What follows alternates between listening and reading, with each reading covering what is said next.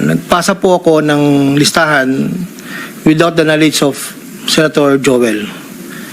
So lumabas po yung pondo, I think UA po.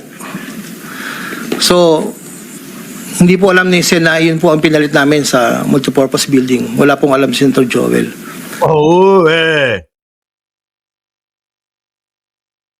Nililigtas ba si Joel dito, si Villanueva? Kaya ganun yung sinabi niya. Hindi, nagtatanong lang ako, mga kababayan. Paantok-antok na ako eh. Naantok ako eh.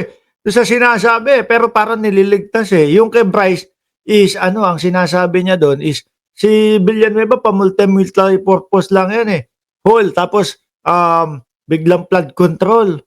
Oh. So, yung bilanggit po na mayroon pong 25%.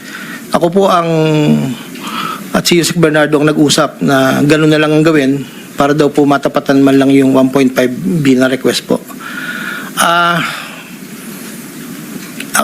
Inayos ko po lahat yun.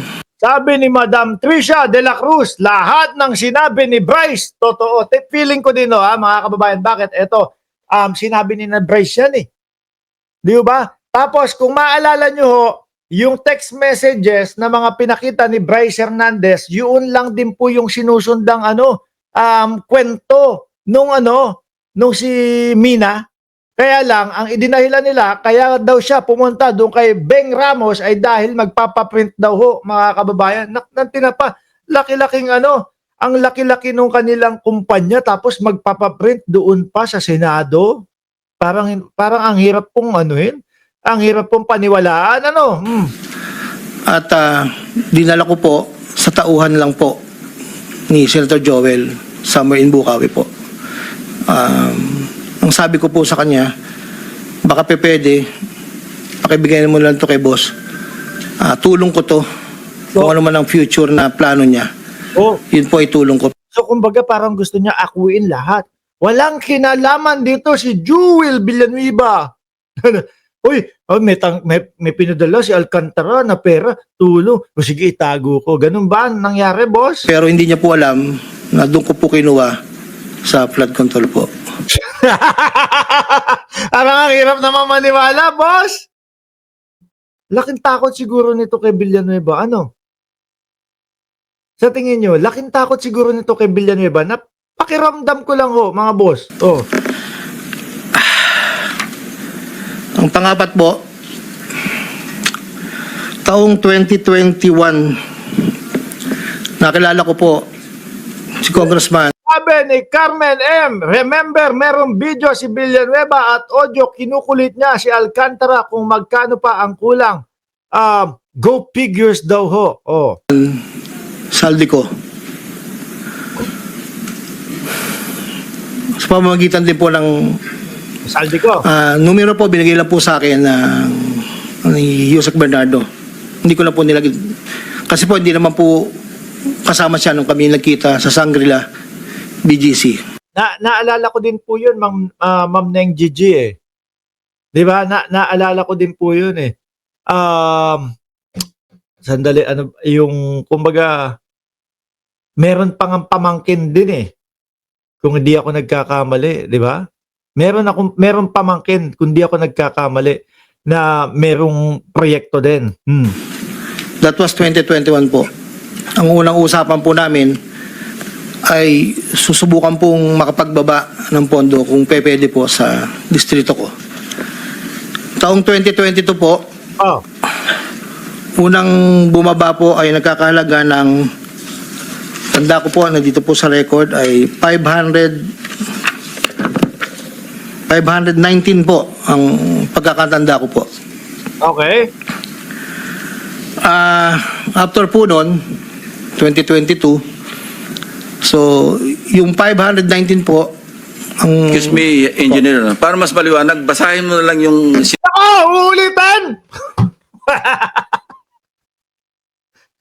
Pakinggan niya na uulitin niya, babasahin. Sinumpang salaysay mo para Tingnan mo yung nasa likod ni Senator Ping Lacson, naiinip na, maasim na yung mukha, Gagalan, sabi, tagal-tagal naman itong Tapos papaulit pa ni boss ko, ni Senator Ping Lacson. Maasim na tuloy yung nasa likod ng asim.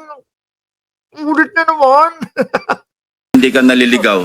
Opo. Para wala na omit, wala na dadagdag, mag-stick ka doon sa sinasabi mong Yes po. sinumpang salaysay. Tingin ko yun na yun, mga kababayan. Kung uulitin pa natin, may inip lalo tayo. Okay na yun, Narinig na naman natin. Ngayon, mga bossing, alisin ko na yan. Nakakainip naman ho talaga. Dumito tayo. Eto, si Secretary Boying Remulla. Sabi ni Ma'am Trish de la Cruz, sabi ni Bryce, 2019, nagsimula na silang gumawa ng anomalya dahil lumipat na sa Bulacan District. Game. I believe that this will be very, due to the gravity of the allegations in the affidavit and it being a sworn statement, I believe that this will be very helpful to the Department of Justice and the Witness Protection Program in trying to Sabi ni Tato, gusto isalba si Beshi Joel.